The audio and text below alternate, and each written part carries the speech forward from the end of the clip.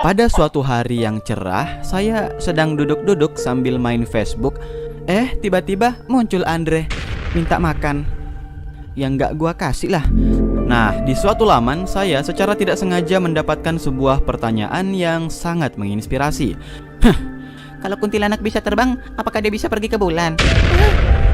Setelah membaca pertanyaan ini, saya pun geleng-geleng kepala. Setelah mempertimbangkan beberapa aspek, maka hal ini bisa saja terjadi. One, booster ignition and liftoff. Karena hampir semua problematika yang ada di bulan bisa diatasi dengan kuntilanak. Hei, Di bulan kan tidak ada oksigen. lah, dia kan tidak perlu oksigen. Kalau dia mati gimana? Lah, dia kan sudah mati. Tunggu dulu.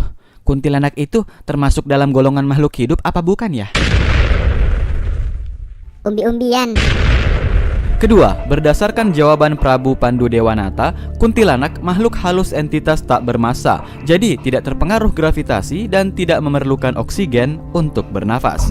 Ya, memang pada faktanya kuntilanak adalah makhluk halus yang tak bermassa dan tidak terpengaruh oleh adanya gravitasi bumi dan massa jenis. Jadi, dia tidak perlu roket, kita cuma sediakan daster cadangan. Ya, pertanyaan ini sendiri mendapat banyak pertentangan di media sosial. Ada pula yang mengatakan walaupun kuntilanak adalah makhluk halus, dia tetap tidak bisa ke bulan karena adanya kubah celestial. Ini beda lagi sih pemahamannya. Tapi aku lebih suka bumi yang bulat. Nah, agar tidak terjadi perdebatan yang panjang, maka mari kita coba kaji fakta yang ada di lapangan. Putar dulu intronya. Aku suka susunya hingga tetes terakhir. Aku suka coklatnya hingga tetes terakhir. Susu bendera coklat nikmat. Para ilmuwan bisa menjelaskan banyak hal tentang peristiwa dunia. Tapi kalau sudah masuk ranah gaib, para ilmuwan sendiri belum bisa menjelaskannya secara pasti. Nah, ini dia masalahnya. Ya, maka dari itu untuk mendapatkan fakta tentang kuntilanak dan makhluk gaib lainnya, kita perlu keluar dari ranah duniawi. Mari kita tanyakan ke Pak Ustadz. Bagaimana ini Pak Ustadz? Dalam akidah Islam tidak dikenal adanya roh gentayangan, arwah penasaran maupun indera keenam. Diyakini bahwa setelah perginya para pelayat, mayit di dalam kuburnya akan ditanyai 3 pertanyaan oleh malaikat. Manusia yang jahat mengalami siksa kubur, sedangkan yang baik mengalami nikmat kubur. Aduh, seandainya dulu aku tidak ikut-ikutan sama Mamang.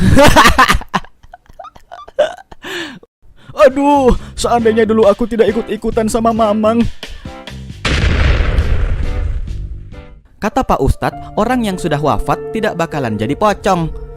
Iya sih jadi pocong, tapi maksudnya tidak bakalan lompat-lompat kayak gini. Ini dari mana lagi sini pocong? Aduh, disinilah kadang saya melihat sebuah ketidakadilan. Kenapa kuntilanak bisa terbang sementara pocong cuma lompat-lompat? Jadi orang yang sudah wafat tidak gentayangan jadi kuntilanak dan sejenisnya. Lalu yang duduk di atas pohon itu siapa?